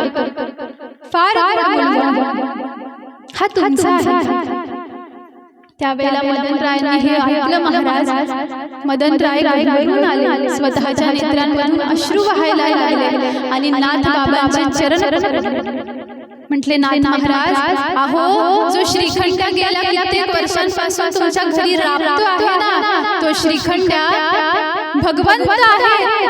तो द्वारकेचा कृष्ण तुमच्या घरी श्रीखंड्या म्हणून आला आणि तुम्ही त्याच्याकडून सेवा करून घेतली. हे ऐकलं महाराज उभे होते. नाथ महाराज एका क्षणामध्ये धरणीवरती पडले. लहान लेकरासारखं रडायला लागले, पश्चाताप व्हायला लागला की मी माझ्या स्वामींकडून, मी माझ्या आराध्यांकडून सेवा करून घेतली. स्वतःला दर्शन द्यायला लागले, गहिवरून आले आणि पाहता पाहता अचानक नाथांसमोर द्वारकेची मूर्ती सगुण साकार प्रकट झाली आणि भगवंत म्हणायला लागले, नाथा अरे तू क्षमा मागू नकोस, तू पश्चाताप करू नकोस. अहो नाथा, तुम्ही महाराज आहात, तुम्ही माझे स्वामी आहात. तुम्ही एवढं मला प्रेम केलं, तुम्ही एवढी माझी भक्ती केली, एवढी माझी सेवा केली आणि त्याच्याच परिणाम स्वरूपाने मी तुमचा ऋणी झालो आणि त्या ऋणामधून उतराई होण्यासाठी मला तुमच्या घरची सेवा करायची इच्छा झाली माझी. आणि नाथ महाराज जेवढ्या काळ मी तुमच्या घरी श्रीखंड्या म्हणून होतो ना, तेवढ्या काळ मी खूप आनंदामध्ये होतो. जसं मी कुळामध्ये होतो, जसं बालपणी कौसल्या मातेसोबत होतो, अगदी त्याच आनंदाने मी तुमच्या सोबत माझा काल व्यतीत केलेला आहे, तुमच्या सोबत मी राहिलो आहे. नाथ महाराज म्हणायला लागले, भगवंता तुम्ही एवढ्या लवकर निघून नव्हतं जायला. माझी अशी इच्छा होती की मला माझ्या श्रीखंडाचा विवाह करायचा होता. मला माझ्या वाड्यामध्ये माझ्या श्रीखंडाचा विवाह लावून द्यायचा होता हरी, आणि तुम्ही फार घाई केली. त्यावेळेला भगवंत म्हणतात, नाथ महाराज आज माझे किती विवाह झालेले आहेत, 16,108 विवाह झालेले आहेत. आता काही मला विवाह करायचा नाही, पण तुम्हाला माझा विवाह लावून द्यायचा ना, मग तुम्ही एक काम करा, तुम्ही रुक्मिणी मातेसोबत माझा जो विवाह झाला त्या विवाहाचं वर्णन तुम्ही करा. याचा अर्थ माझा स्वतःचा पुन्हा एक वेळेला विवाह झाल्यासारखा. भगवंतांचं दर्शन घेतलं. नाथ महाराजांच्या कृपेमुळे आज मदनरायांना सुद्धा भगवंतांचं दर्शन झालं. पहा, या ठिकाणावरती पुन्हा सद्गुरूंचं महात्म्य, साधूचं महात्म्य आपल्याला या ठिकाणावरती प्रसंग दान करतो आहे. 12 वर्ष झाले मदनराय द्वारकेमध्ये भगवंतांची भक्ती करत होते, नाम गायन करत होते, अनुष्ठान करत होते. 12 वर्ष झाले भगवंत सगुण साकार झाले नाही. मग रुक्मिणी आईसाहेबांनी काय केलं? नाथांकडे पाठवलं, साधूकडे पाठवलं. ज्यावेळेला साधूकडे गेले, साधूच्या चरणांवरती आपलं मस्तक टेकवलं, त्यावेळेला मदनरायांसमोर भगवंत प्रकट झाले. म्हणून साधूची संगती असते, म्हणून सद्गुरूंची शरणागती असते, म्हणून सद्गुरूंचा अनुग्रह असतो. भगवंत सगुण साकार झाले. गिरजाई साहेबांना सुद्धा या ठिकाणावरती दर्शन प्राप्त झालं. हरिपंडिताला दर्शन प्राप्त झालं. उद्धवाला दर्शन प्राप्त झालं. मदनराय महाराजांना दर्शन प्राप्त झालं. आणि नाथ महाराज तर महाराज प्रत्यक्ष परब्रह्म होऊन गेले. एवढा आनंद आणि भगवंत अंतर्धान पावला. आणि जे रूप नाथ महाराजांनी पाहिलं होतं त्याच रूपाचं अखंड ध्यान करता करता नाथ महाराजांनी आता एकनाथी भागवताला आरंभ केला. एकनाथी भागवताचे 5 अध्याय लिहून झाले. ज्यावेळेला हे 5 अध्याय श्रीपाद शास्त्रींच्या हस्ते काशी क्षेत्रामध्ये जाऊन पोहोचले त्यावेळेला त्या लिखाणावरती आक्षेप आला. कशामुळे? कारण संस्कृतामध्ये जे वाङ्मय होतं ते वाङ्मय नाथ महाराज प्राकृत भाषेत अर्थात मराठी भाषेमध्ये करत होते. आणि याचा परिणाम ते ब्राह्मणांना चालत आला. त्यांचं म्हणणं असं होतं की संस्कृत ही देववाणी आहे. हे जे ज्ञान आहे हे त्याच भाषेमध्ये शोभून दिसतं. तुम्ही त्याचं निरूपण करू नका. पण नाथांचा भाव असा महाराज की ही जरी देववाणी असली तरी सुद्धा हे जे ज्ञान संस्कृतामध्ये आहे हे आमच्यासारख्या सामान्य जीवांना कळणं शक्य नाही. ज्या वेळेला आपल्याला हा भक्ती मार्ग हा ज्ञान मार्ग सद्गुरूंचं महात्म्य देवाची कथा ज्या वेळेला आपल्याला अति सामान्य लोकांपर्यंत जाऊन जर आपल्याला पोहोचवायची असेल तर त्याच्यासाठी आपल्याला त्यांच्या भाषेमध्ये ती सांगावी लागेल. आणि हाच भाव होता नाथांचा. आणि म्हणून नाथ महाराजांनी एकनाथी भागवताला आरंभ केला. ज्यावेळेला हे 5 अध्याय श्रीपाद शास्त्रींच्या हस्ते काशीमध्ये जाऊन पोहोचले. काशीमध्ये ज्यावेळेला वाचन आरंभ झालं त्यावेळेला तिथं सुद्धा हा प्रकार आवडला नाही. पाहता पाहता जे पीठाधीश होते ज्यांचं नाव कैवल्यानंद असं होतं त्यांच्यापर्यंत ही वार्ता जाऊन पोहोचली. कैवल्यानंदांनी आदेश केला की नाथांना इकडे बोलवून आपण त्यांच्यासोबत चर्चा करू. नाथ महाराज काशीमध्ये येऊन पोहोचले. ज्या वेळेला कैवल्यानंदांची आणि एकनाथ महाराजांची चर्चा झाली ज्या वेळेला कैवल्यानंदांनी सांगितलं की तुम्ही या 5 अध्यायांचं वाचन करा त्यानंतर आपण काय असेल तो निर्णय घेऊ. आणि ज्या वेळेला वाचन सुरू केलं महाराज ज्या वेळेला एक शब्द नाथ महाराजांच्या मुखामधून बाहेर पडतो आहे तो ऐकता ऐकता ऐकता ऐकता कैवल्यानंद एवढे गहिवरून गेले. एवढी भावजागृती त्यांची झाली की कैवल्यानंदांनी नाथांना आलिंगन दिलं आणि आज्ञा केली. म्हटले नाथ महाराज फार सुंदर लिहिलेलं आहे. अतिशय सोप्यारित्या तुम्ही तो भगवंत साध्या शब्दामध्ये लिहिलेला आहे. आमची अशी इच्छा आहे की तुम्ही आता उर्वरित राहिलेले जे नाथ भागवत आहे ना एकनाथी भागवत जे आहे ना ते तुम्ही काशीमध्येच पूर्ण करा. नाथ महाराजांना सुद्धा आनंद झाला आणि 31 अध्यायांचं 60,000 ओव्यांचं एकनाथी भागवत नाथ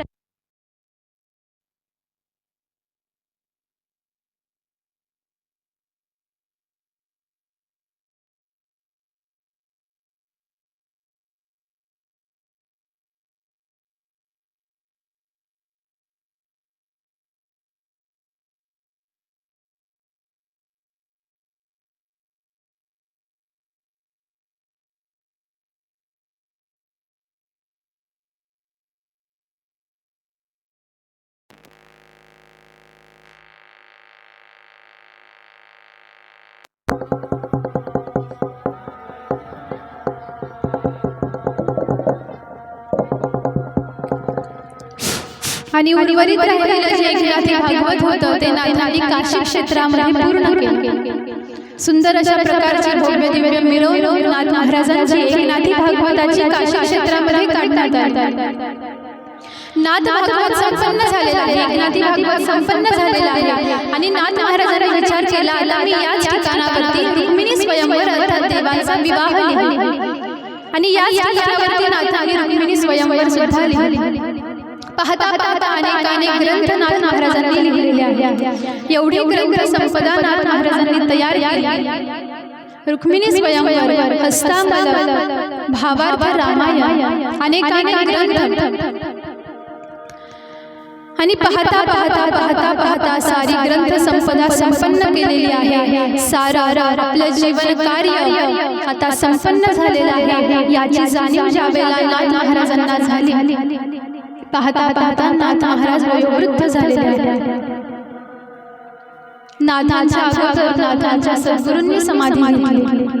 नाथांची धर्मपत्नी गिरजाई साहेबांनी आपला देह ठेवला आणि आता मात्र नाथ महाराज थकून गेले. आणि एक दिवस विचार करतात की पुरे झाले, आता या देहामध्ये राहायची काही इच्छा नाही. जेवढी आज्ञा सद्गुरूंनी केली होती, जेवढी आज्ञा भगवंतांनी केली होती, सद्गुरूंची आज्ञा आता संपन्न झालेली आहे आणि आता मला माझ्या सद्गुरूंकडे जायचं. आणि दिवस निवडला फाल्गुन मध्य षष्ठी. षष्ठीच का निवडली? कारण याच दिवशी सद्गुरू जनार्दन स्वामींचा जन्म झाला. याच दिवशी जनार्दन स्वामींना दत्तात्रयांचे दर्शन झालं. याच दिवशी नाथ महाराजांवरती अनुग्रह झाला आणि याच दिवशी जनार्दन स्वामींनी समाधी घेतली. आणि आता नाथांनी सुद्धा दिवस निश्चित केला षष्ठीचा. साऱ्या गावामध्ये वार्ता जाऊन पोहोचली की फाल्गुन वद्य षष्ठीला नाथ महाराज समाधी घेणार. पाहता पाहता सारे गावकरी येऊन पोहोचले. षष्ठीचा दिवस उजाडला. हरिपंडितांनी समस्त गावकऱ्यांनी नाथांना स्नान घातलं. सुंदर अशा प्रकारे चंदनाने स्नान घातलं, पंचामृताने स्नान घातलं, गंधाने स्नान घातलं. सुंदर अशा प्रकारचं रेशमी वस्त्र नाथांना परिधान करवलेलं आहे. रेशमी उपरण नाथांनी आपल्या अंगावरती घेतलेलं आहे. षष्ठीच्या दिवशी सुंदर अशा प्रकारचं कीर्तन नाथांनी संपन्न केलं आणि आता मात्र नाथांची पावलं ही गोदावरीच्या दिशेनं पडायला लागली. गोदावरीच्या काठी येऊन पोहोचले. गंगेला वंदन केलं, पाण्याचा स्पर्श आपल्या मस्तकावरती केला, अवघ्राण केलं. गंगेचं पाणी आपल्या देहावरती उडवून घेतलं आणि पुन्हा एक वेळेला वळून साऱ्या ग्रामस्थांसमोर हात जोडून वंदन केलं आणि नाथ महाराजांनी आपली पाठ फिरवली. पहिलं पाऊल गंगेमध्ये टाकलं. पाहता पाहता पाणी गुडघ्यापर्यंत आतमध्ये प्रवेश आरंभ केलेला आहे. कमरेपर्यंत पाणी आलं, छातीपर्यंत पाणी आलं, गळ्यापर्यंत पाणी आलं. आणि पाहता पाहता समस्त गावकरी पाहत आहेत महाराज. तोंडापर्यंत पाणी, नाकापर्यंत पाणी. आता मात्र नाथांचं फक्त शिर दिसत होतं. आणि पाहता पाहता अचानक नाथ महाराज गोदावरीमध्ये गुप्त होऊन गेले. एकनाथ महाराज की जय. एकनाथ महाराज की जय. एकनाथ महाराज की जय. असा साधू, असे महात्म्य, असा महात्मा या पैठण क्षेत्रामध्ये जन्माला आला. जरी नाथ सगुण रूपाने पैठणामधून गेले असले, जरी तुम्हाला मला वाटत असलं, जरी त्यांचा देह आता तुम्हाला मला प्रत्यक्ष दिसत नसला, तरी सुद्धा आजही नाथ त्याच ठिकाणावरती आहे. पहा, लक्षात घ्या, आई कधीच आपल्या लेकरांना सोडून जात नाही. भलेही ती सगुण साकार रूपाने आपल्या सोबत नसेल, भलेही सहजासहजी तिचं दर्शन आपल्याला होत नसेल, पण तिची माया, तिचं वात्सल्य, तिचं प्रेम, तिची करुणा ही कायम आपल्या सोबत आहे. जसं तसंच साधूची कृपा, सद्गुरूंची कृपा. सद्गुरूंची कृपा म्हणजे काय? सद्गुरूंनी जो अनुग्रह दिलेला असतो ना, तीच सद्गुरूंची कृपा असते. जो मंत्र सद्गुरूंनी तुम्हाला मला दान केलेला असतो, जो मंत्र सद्गुरूंनी साधकाला दान केलेला असतो, त्या मंत्राच्या रूपाने सद्गुरू अखंड त्याच्या सोबत असतात. म्हणून अनुग्रहित व्हायला पाहिजे. आपण जरी म्हणत असलो मी याची धर्मपत्नी आहे, मी हिचा पतिराज आहे, मी याची आई आहे, मी याची वडील आहे, मी याचा भाऊ आहे, मी याची बहीण आहे, असं जरी आपण म्हणत असलो महाराज, तरी सुद्धा या मृत्यू लोकामध्ये जे शाश्वत तत्व आहे, जे परमतत्व आहे, त्याला म्हणावं मी तुझी आहे. सद्गुरूंना म्हणावं मी तुमची सदशिष्य आहे. भगवंतांना म्हणावं मी भगवंता मी तुमचा भक्त आहे. आणि ज्या वेळेला आपण हा अधिकार त्याच्या समोर गाजवू महाराज, ज्या वेळेला आपण एवढ्या अधिकाराने त्याला म्हणू की मी तुझा आहे आणि तू माझाच आहे, त्यावेळेला ते खऱ्या अर्थाने आपल्या सोबत असतात. पैठणमध्ये जावं, नाथांच्या वाड्यात जावं आणि नाथांना म्हणून पाहावं ना, नाथा मी तुमचाच आहे आणि तुम्ही फक्त माझे आहात. मग का नाथ येणार नाही? अहो आधी तुम्ही म्हणून तर पहा, आधी तुम्ही बोलून तर पहा, आधी तुम्ही एक पाऊल तर टाका. तुम्ही एक पाऊल टाकलं तर 10 पावलं तुमच्याकडे यायला तयारच आहे. सुरुवात केली पाहिजे. म्हणून जाता जाता एक बोध लक्षामध्ये घ्या महाराज की नाही या जगाला आपलं काही हरकत नाही, पण या जगाचा जो नाथ आहे, अनाथांचा जो नाथ आहे, त्या नाथाला आपलंसं म्हणा. यातच आपल्या जीवनाची उतारता, यातच आपल्या जीवनाचं सार्थक झालेली सेवा गुरु महाराजांच्या चरणी समर्पित करून देऊ या ठिकाणावरती आजच्या सेवेला पूर्ण विराम. मध्वमुनी महाराज की जय, सद्गुरुनाथ महाराज की जय.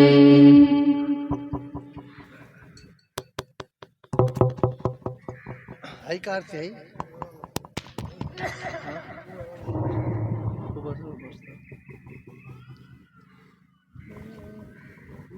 बरोबर